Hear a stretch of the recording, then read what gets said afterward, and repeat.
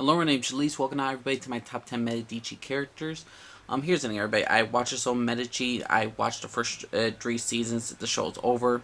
This show's a great show. I believe it deserves the top 10 characters. So let's get some honorable mentions. One of my honorable mentions is Pope Sixtus. This is a man who sanctioned a hit on Lorenzo's family and for the Medici to be wiped out. And this is a man who's constantly conflicted with what he's done and his pride and all that stuff. I really enjoyed Pope Sixtus as a character. Next honorable mention, I'm going to give to a couple, Caterina Sforza and Rario. Rario is the Pope Sixtus' nephew. He's the last one of the Pazzi conspirators, the last one to have a hand in Giovanni's death, and he's a prick. He's abusive towards Caterina, but Caterina is very manipulative as well, so I enjoyed them together as a couple, even though it does not end well, but liked them together as a couple. Not together as a couple, but liked them together as characters. And I couldn't really separate them because they were so interlined with each other's fates. So, next honorable mention, I'm going to give to Carlo de' Medici. This is basically Cosmo's brother. This is actually, no, this is Carlo is basically related to Lorenzo and all this stuff. He's basically Lorenzo's uncle and all this stuff. And Carlo, since he's such a close age with Giovanni and Lorenzo, he's such a interesting character to me because he was a priest. He was forced into his life for the Medici. He was forced to be a priest in a sense. He didn't really have to say, but he's a very religious man. I think he is torn between his family, the Medici, and the church and all that stuff. I really enjoyed Carlo as a great character. To me, he's a good character. Not a great character, but I do enjoy him. I like his relationship with Clarice and all that stuff, so I really enjoy Carlo as a character. Next, and the final, I believe it's the final honorable mention. I believe it's none other than Lucrezia. Lucrezia is the mother of Lorenzo and Giovanni. She married Cosmo's sons, Piero or Pieri, and she's been a cornerstone for the Medici. Just like Contessina was, she helps the family. She helps to grow. She helps her son Lorenzo after Giovanni's death. She helps helps him with her children.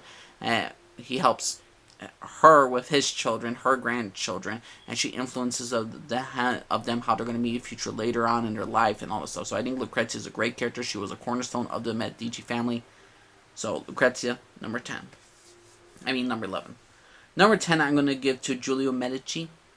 Giulio Medici is it's Giovanni's illegitimate son. He's basically was raised by his uncle Lorenzo.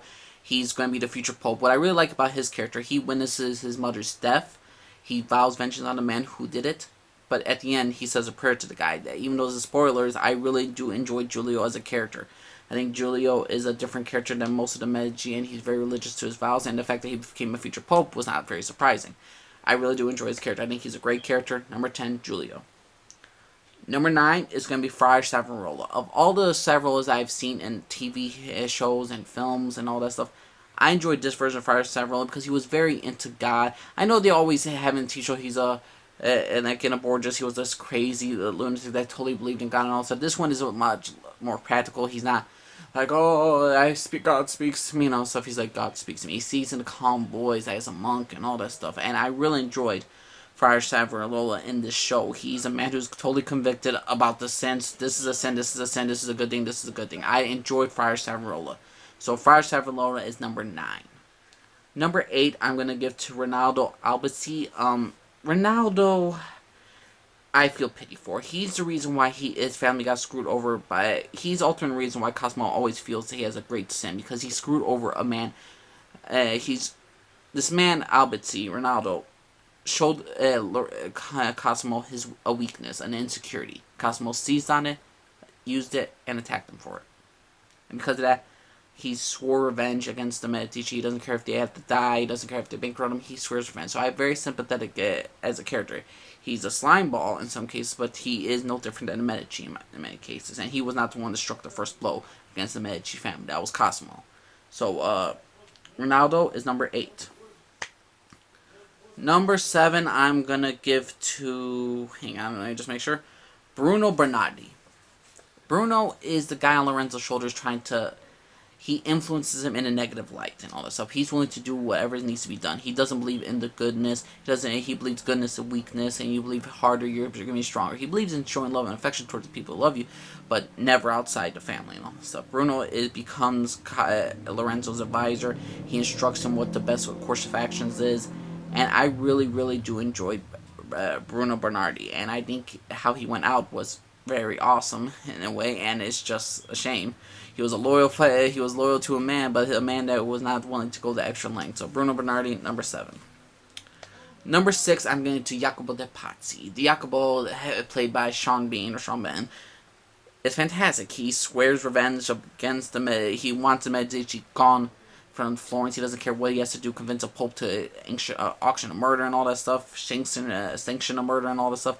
Jacopo does hate the Medici so much. He believes they're the rightful rulers of Florence and they are the noblest families. He believes in a noble order, like a stallion's a stallion, a donkey's a donkey. A donkey can turn into a stallion, like that stuff. He doesn't believe in the common folks should have a rule over there. And Jacopo is a slime ball. He's a scumbag. He's a manipulator, but he's a great character, played beautifully by Sean Bean. So yeah, Jacopo de Pazzi, number 6. Number 5, I want to give to Francesco de Pazzi, the nephew of Jacopo. What I like about Francesco, he was a friend of Lorenzo and Giovanni. He was a close friend of them. But the thing is, though, he was manipulated by both sides. He's a character that is manipulated by his uncle, who wants him to take down the Medici, and he's influenced by Lorenzo because Lorenzo is a little bit manipulative too, and he wants good for Francesco, and Jacopo really doesn't care for it. Jacopo just cares about his family legacy. Lorenzo cares about his family legacy, but he does care for his friend Francesco, and Francesco is tired of being manipulated by both. He's tired of looking. He knows what his uncle is, but he's tired of seeing Lorenzo be that guy to pretend to have. Well, he doesn't pretend to be that guy. He does have his back, but he hates that he used ulterior motives and tries to manipulate him. I like Francesco de Pazzi as a character, how his relationship with Lorenzo, how it ultimately leads to their downfall. It's fantastic. I enjoy Francesco as a character. I did feel somewhat sympathy for him, even though he was a piece of shit for what he did to Giovanni and all that stuff. But Francesco de Pazzi, number 5. And my number 4 pick is Contessina. I believe she was a cornerstone of the freaking Medici family and all that stuff. She helped Cosmo achieve a lot of his dreams. She helped her future grandchildren. Lorenzo, she was an influence on Lorenzo as a young kid and all this stuff, and she was basically a cornerstone. She was there. She was the strength of this family, and even though she didn't love Lorenzo as much as they could have loved each other, she sacrificed a lot, and I really do enjoy Contessina as a character. So Contessina, number 4. Number 3, I'm going to give to Cosmo de Medici.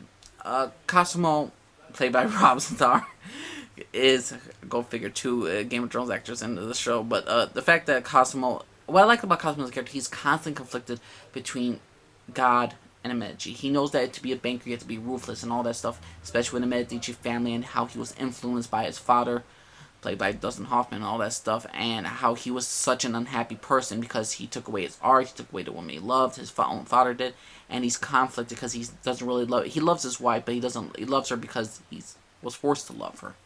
He doesn't like how everybody is now inflicted. He doesn't like the fact that he's put in these situations. He hates how he's had to change as a person. You see that he struggles constantly with his faith, with his religion, and everything else, and I really, really enjoy Cosmo's character. There's nothing more entertaining than a character that is constantly conflicted with what he does. Even though the storyline is not that great, but I do enjoy Cosmo as a character. I think he's a great character. Number 3, Cosmo de Medici. Number 2, I'm going to get to Clarice. Clarice is the wife of Lorenzo. She is fully religious. She fully believes in what she believes. She knows there's faults in human beings and all that stuff.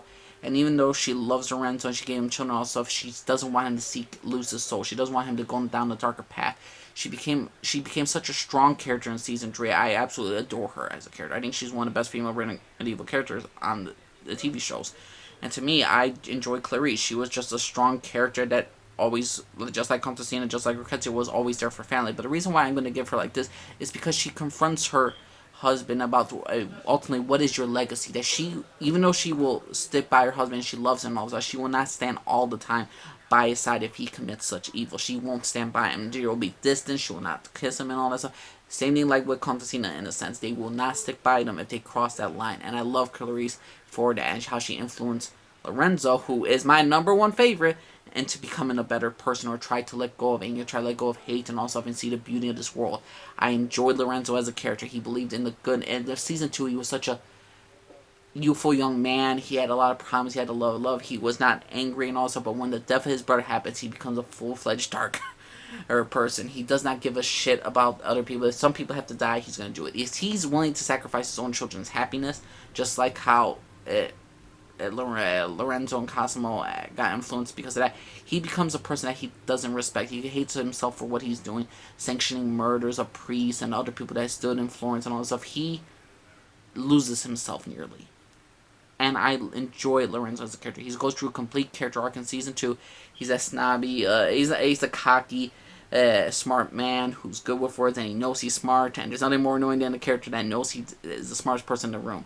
Lorenzo was that character, and he was very generous and all that stuff, and he always questioned himself. But in season 2, he turns into darker tone, and he slaps his own son, gonna get his daughter into a marriage that she will never probably like, and all that stuff. So I really enjoy Lorenzo as a character. Lorenzo is my favorite of the Medici TV show, and Medici, this TV show, was a great show. It's a fantastic show. That everybody should watch it. This was a fantastic show.